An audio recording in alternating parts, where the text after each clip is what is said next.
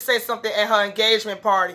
So everybody at the table is telling Pooh, no, you don't need to say nothing at nobody's engagement party. You don't need to be trying to ruin this. Like, at the end of the day, Carly Red been wanting this for the longest. She been wanting to be married so long. Please don't mess that up for her. And Ciara says she has a heart of gold. Yes, she can be messy, but this is the first time I seen my friend happy, and we just want her to stay happy. Like, please just leave her alone. So Pooh says she ain't gonna say nothing. She left it as that. Moving on from that situation. I'm not talking about Carly and how she trying to have this baby. Moving on. Carly and her man looks at a spot for this place that they're going to want to have their party at. And the lady introduced her to Shymack.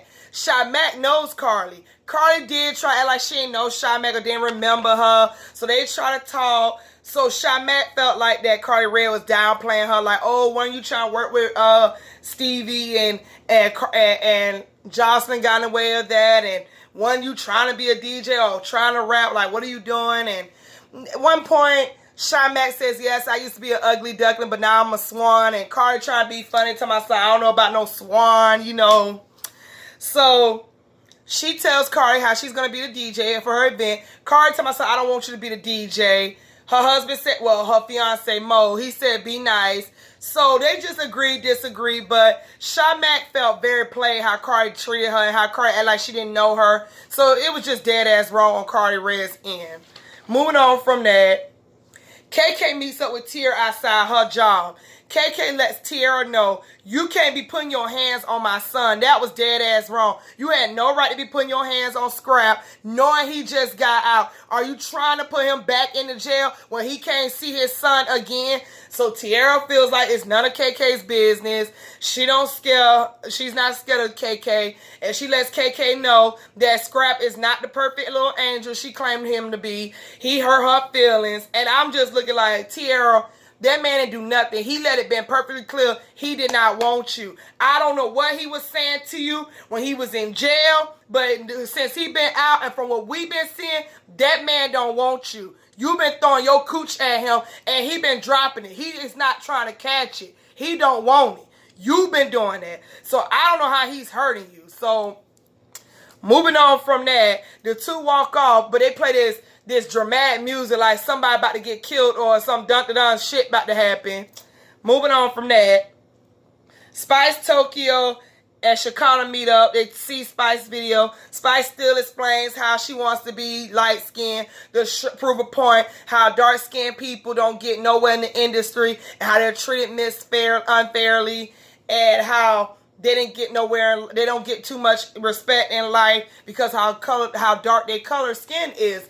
And at one point, Shekinah said, when she do understand, because she says when she was younger, she used to be made fun of because she had a short ponytail and kids used to call her bald-headed. And I can totally relate to that because I let this girl do my hair when I was younger. She obviously messed it up.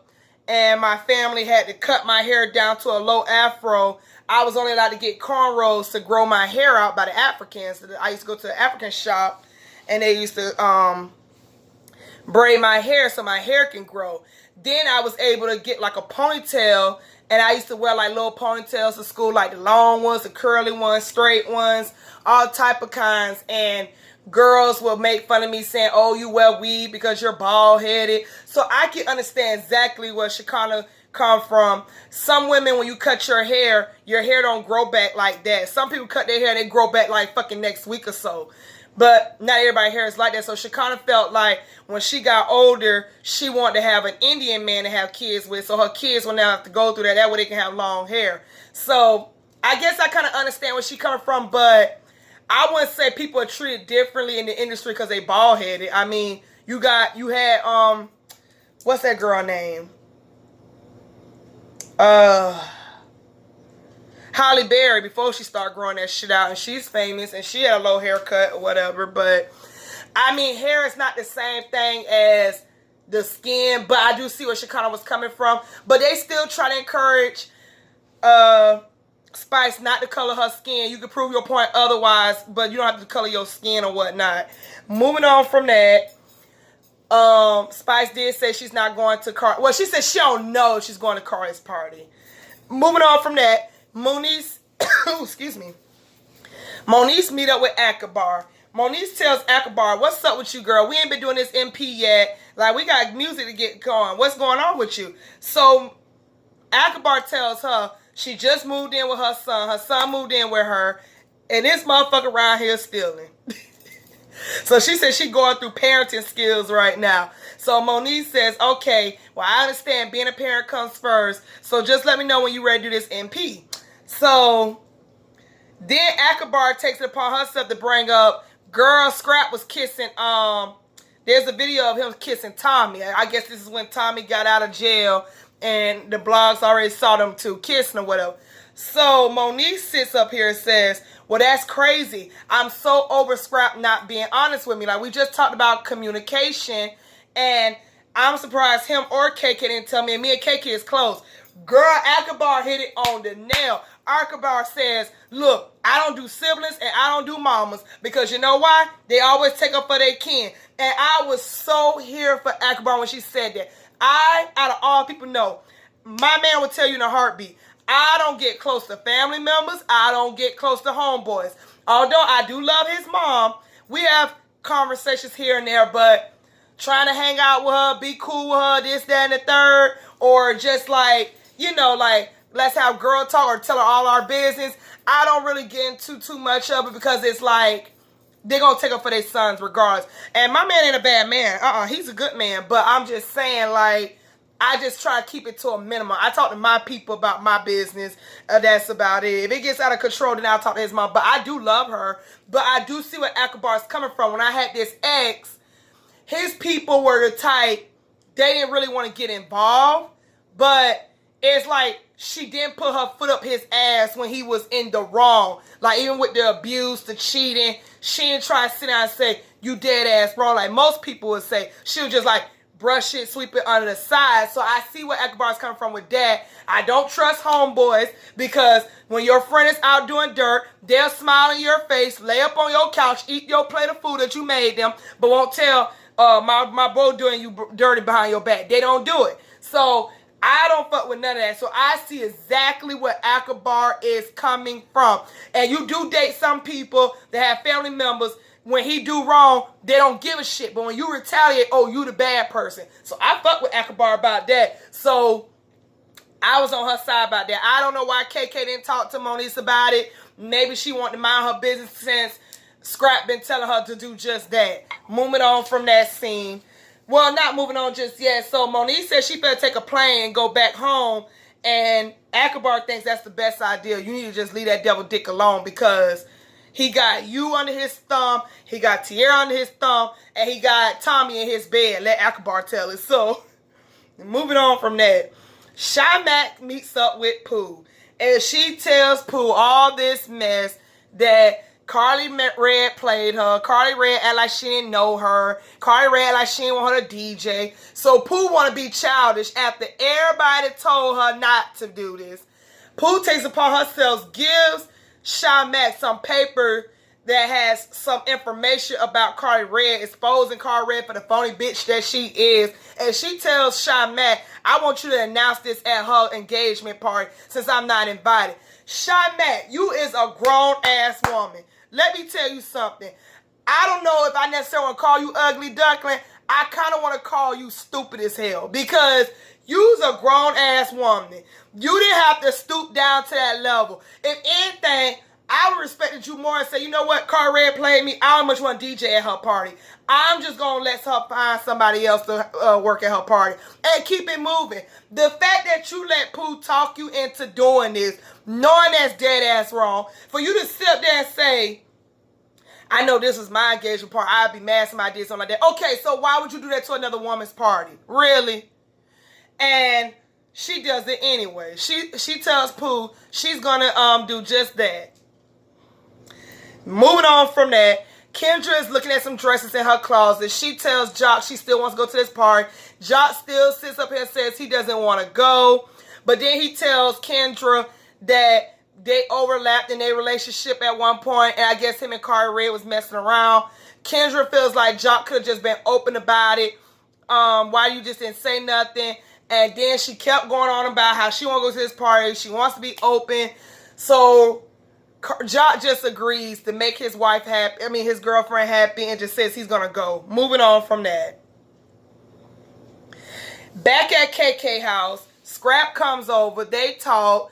KK tells Scrap, listen, I've been in jail, and any little thing can set you back. You cannot be hanging out with Tierra, around here getting slapped in the face, punched in the face. Then you're out kissing Tommy, and she been out for 48 hours. That don't make no sense. You need to get back with Moniece. Scrap tells his mama, listen, me and Moniece is not exclusive. And before he can finish the rest of that sentence, both of his brothers walk in, Sass, and I forgot the other one name. Scrap makes a big announcement. He's not going back to the halfway house because his parole came through. He is a free man. Everybody is happy. Moving on from that. Yeah, I'm rushing through this, y'all. My back hurt. I'm tired. I'm ready to go take a shower.